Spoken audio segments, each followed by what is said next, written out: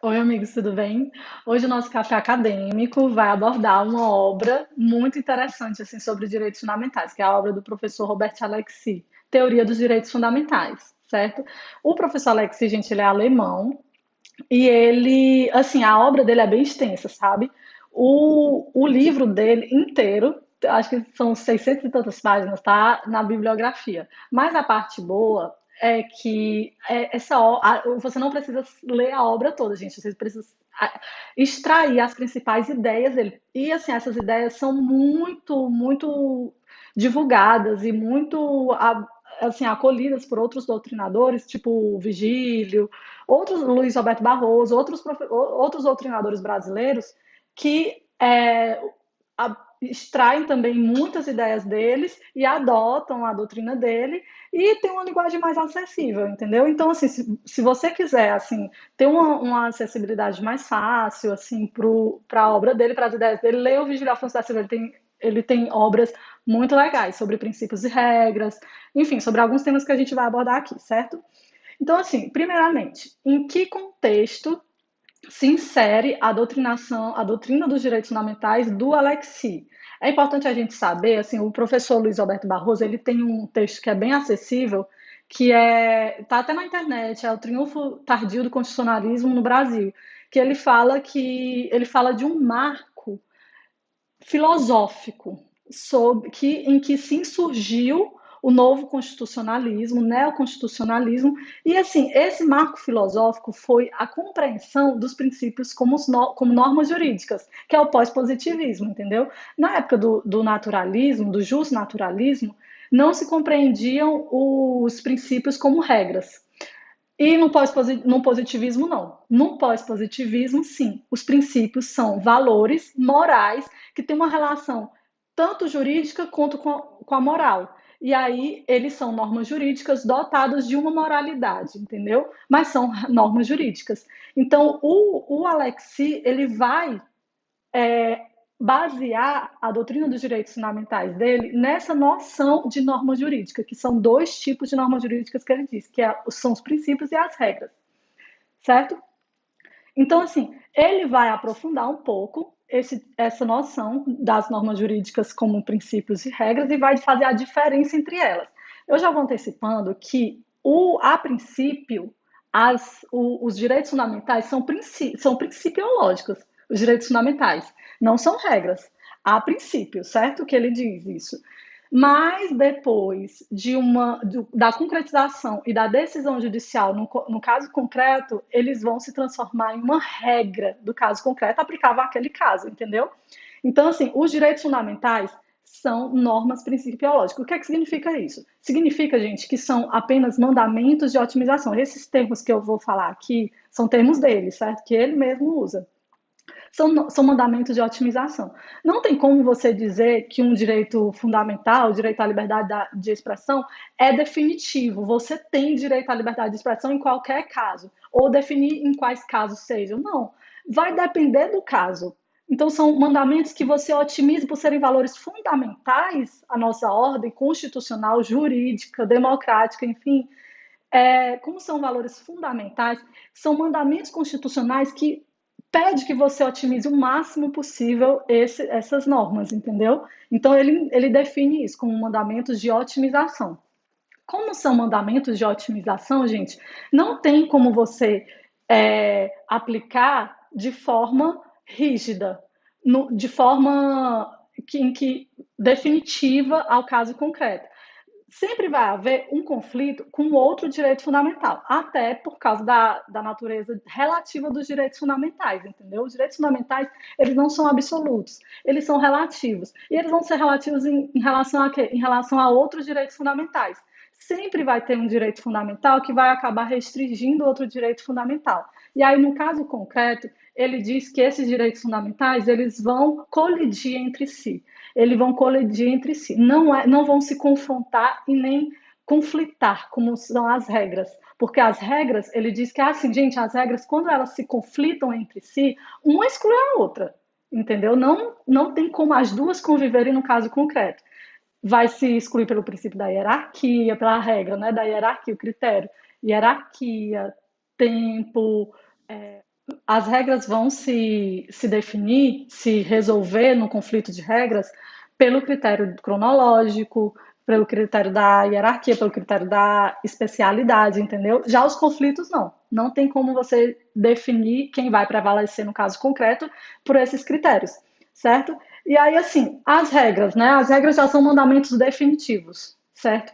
Inclusive o Dworkin diz que ele usa uma palavrinha que eles são aplicáveis all or nothing, tudo ou nada, no tudo ou nada. E quando uma norma jurídica, uma regra jurídica prevalece sobre a outra, ela automaticamente exclui aquela regra jurídica do ordenamento, naquele caso concreto, entendeu?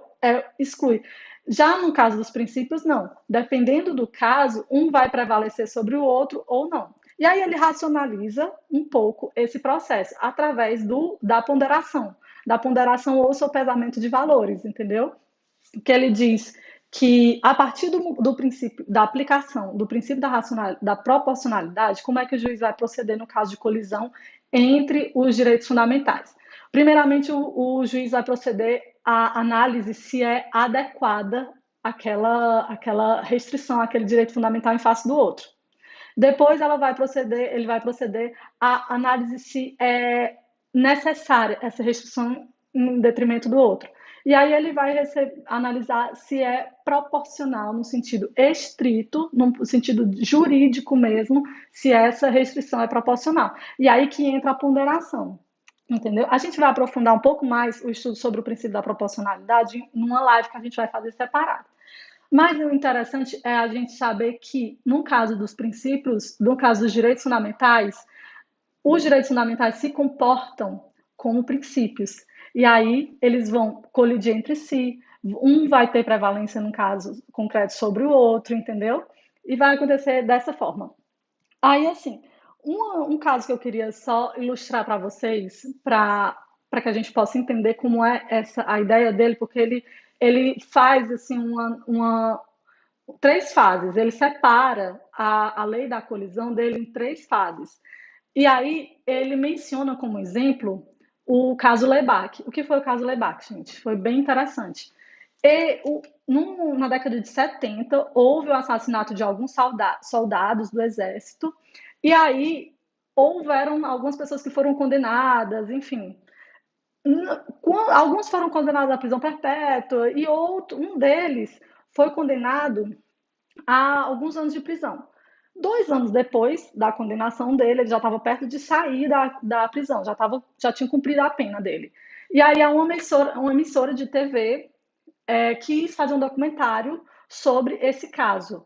E aí a pessoa, né, o condenado, o sentenciado, se sentiu ofendido e prejudicado no direito de ressocialização dele, entendeu?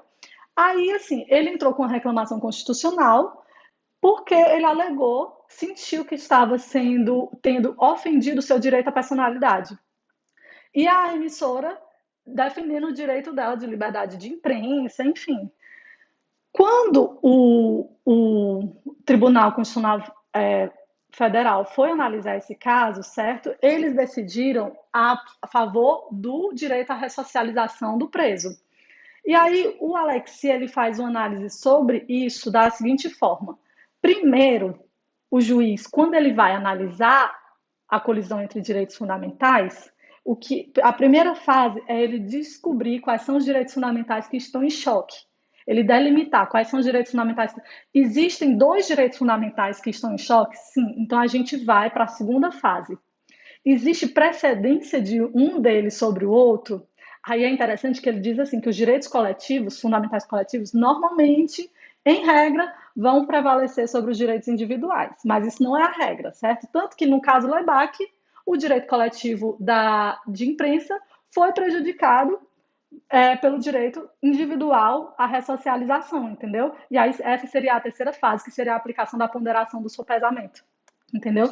Então, assim, nessa doutrina dele, nessa teorização dele, ele também fala da possibilidade de restrição dos direitos fundamentais, né? Os direitos fundamentais, eles não são absolutos, eles são relativos, e eles podem ser restringidos, sim, tanto por lei, como pela colisão de outro direito fundamental, entendeu?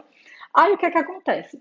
ele diz que essa restrição ela vai se dar em face de uma influência externa, ou seja, existe na doutrina uma divisão entre aqueles doutrinadores que defendem a teoria interna, que os direitos fundamentais só contêm em si mesmo, já trazem em si uma restrição intrínseca a ele, entendeu? Na própria norma já existe uma restrição dele próprio. Ele mesmo já prevê a restrição em os casos que ele não vai prevalecer sobre o outro. E o Alexis, ele diz que não. Ele diz que um direito fundamental só pode ser restringido por um fator externo. A prima facie, a princípio, o direito fundamental ele é extenso, é ilimitado, mas em razão de um outro direito fundamental e de circunstâncias externas, ele vai ser restringido, certo? Aí, assim, também ele fala sobre a questão do núcleo essencial, do conteúdo essencial dos direitos fundamentais. Ele diz também que esse núcleo, ele é um núcleo que só vai ser definido no caso concreto, quando você aplica o princípio da proporcionalidade e vê aquilo que não pode ser, que é intangível, que não pode ser tocado, não pode ser limitado. E aí, no caso concreto, é que vai ser definido. Ele não diz o que seria esse núcleo essencial dos direitos fundamentais, não.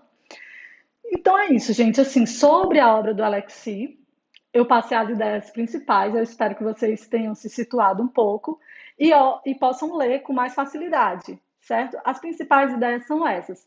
A noção de que os direitos fundamentais são principiológicos, têm estrutura de princípios. E por isso eles vão ser mandamentos de otimização, mandamentos de que sejam efetivados na máxima medida possível dentro das possibilidades fáticas e jurídicas do caso concreto. Então, eu espero ter esclarecido, ajudado vocês. E aí, na próxima live, a gente vai encontrar aqui a Sofia, que vai abordar com a gente, vai ter um papo bem legal com a gente. E obrigada.